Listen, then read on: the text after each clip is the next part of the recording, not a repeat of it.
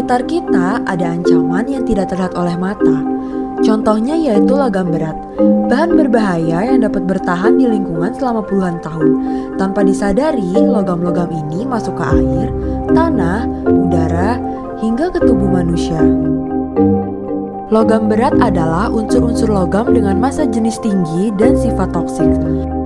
Beberapa di antaranya adalah merkuri, timbal, arsen, dan kadmium.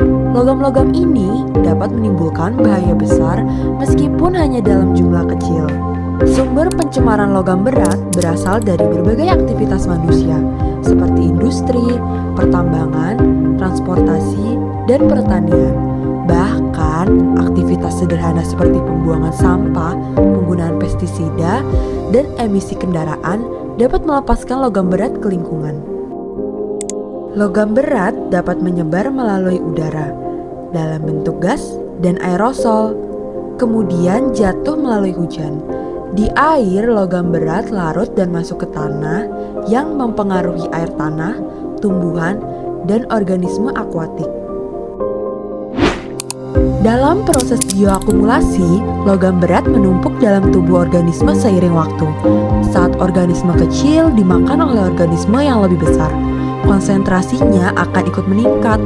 Inilah yang disebut biomagnifikasi, proses yang membuat manusia berada pada tingkat risiko tertinggi dalam rantai makanan.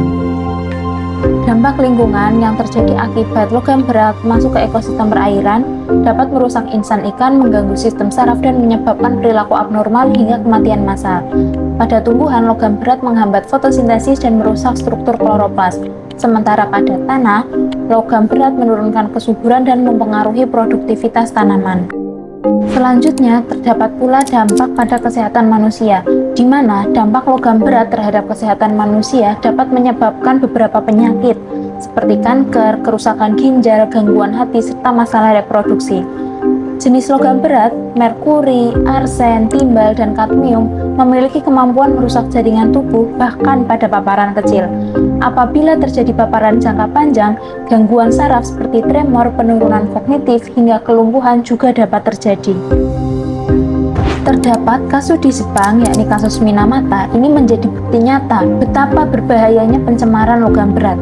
Limbah merkuri dari pabrik kimia masuk ke laut akan meracuni ikan dan akhirnya meracuni masyarakat.